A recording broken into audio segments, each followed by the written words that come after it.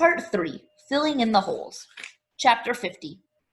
Stanley's mother insists that there never was a curse. She even doubts whether Stanley's great-great-grandfather really stole a pig.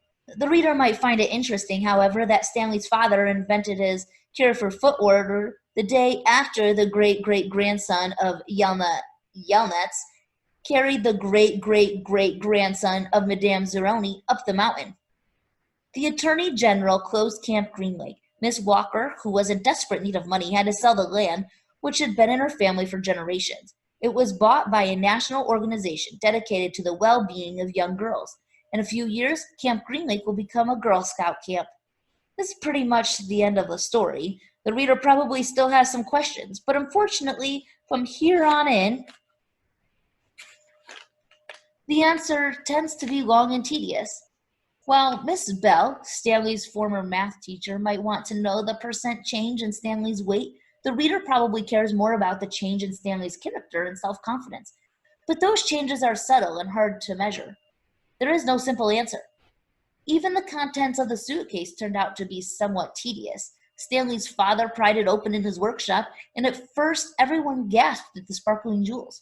Stanley thought he and Hector had become millionaires, but the jewels were of poor quality, worth no more than $20,000. Underneath the jewels was a stack of papers that had once belonged to the first Stanley Yelnats. These consisted of stock certificates, deeds of trust, and promissory notes. They were hard to read and even more difficult to understand. Miss Marengo's law firm spent more than 2 months going through all the papers. They turned out to be a lot more valuable than the Jews. After legal fees and taxes, Stanley and Zero each received less than $1 million. But not a lot less. It was enough for Stanley to buy his family a new house with a laboratory in the basement, and for Hector to hire a team of private investigators.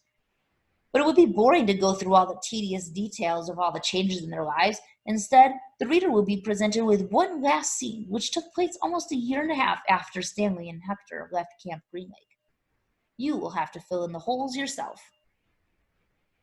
There was a small party at the Yelnats' house. Except for Stanley and Hector, everyone there was an adult. All kinds of snacks and drinks were sent out on the counter, including caviar, champagne, and the fixings to make ice cream sundaes. The Super Bowl was on television, but nobody was really watching. It should be coming on the next break, Miss Marengo announced.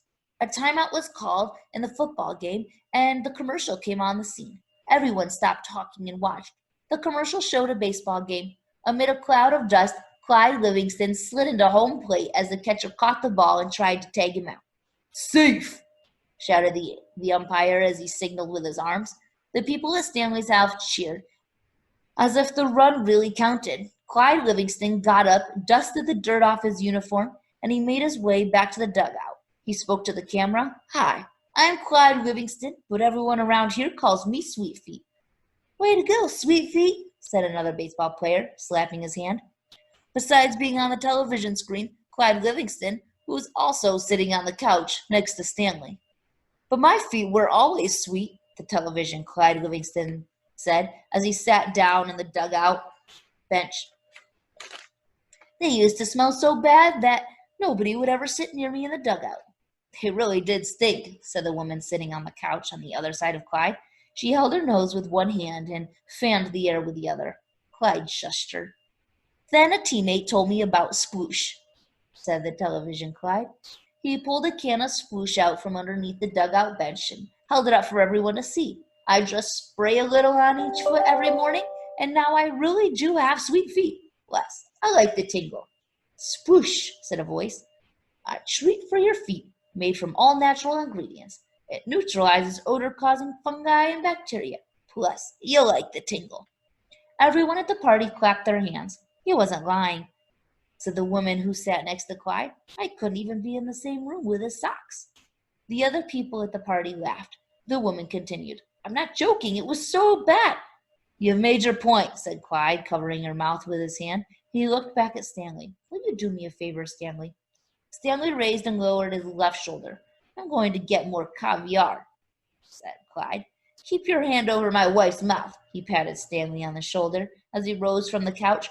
Stanley looked uncertainly at his hand. Then, as Clyde Livingston's wife, she winked at him.